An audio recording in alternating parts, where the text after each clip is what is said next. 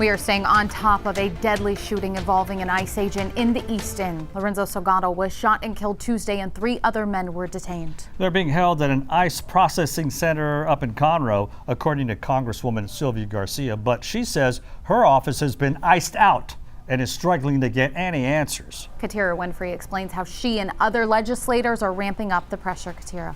Well, guys, the message from many legislators: don't let up on the pressure. And collaboration at both the local and state level is necessary, saying that ICE should not investigate itself. The people have spoken, taking to the streets in droves, condemning the ICE shooting of Lorenzo Salgado. And federal, state, and local leaders are listening. That ICE has removed all the agents that were here involved in that incident. They whisked them out of town, I think that night or the very next day. So. Congresswoman Sylvia Garcia making that statement earlier today, which KHOU 11 cannot independently verify because ICE has not responded to our questions about Tuesday's incident.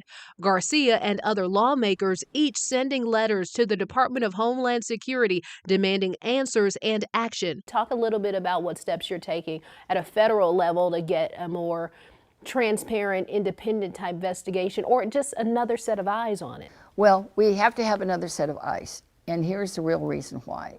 Ellen Good, it's been, what, 6-7 months ago? There's not yet to be accountability.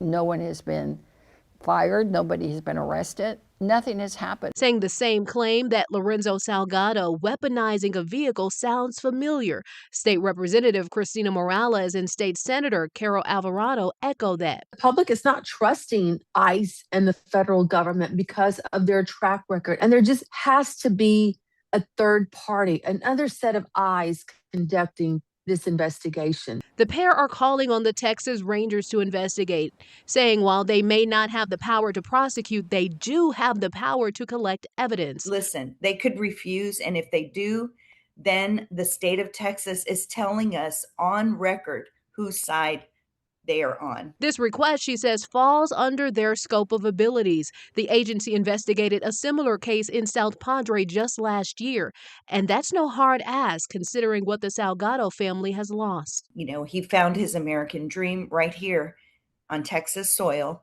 and so there is no reason that Texas should not investigate this situation.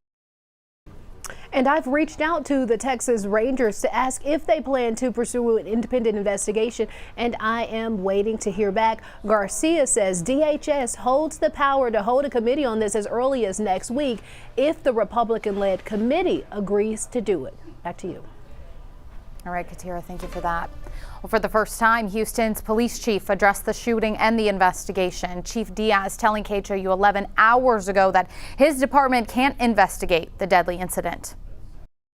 There's absolutely nothing that we can do with it other than communication with both DHS, OIG, who is working the shooting component of the investigation, and the Bureau, who's working the crime scene.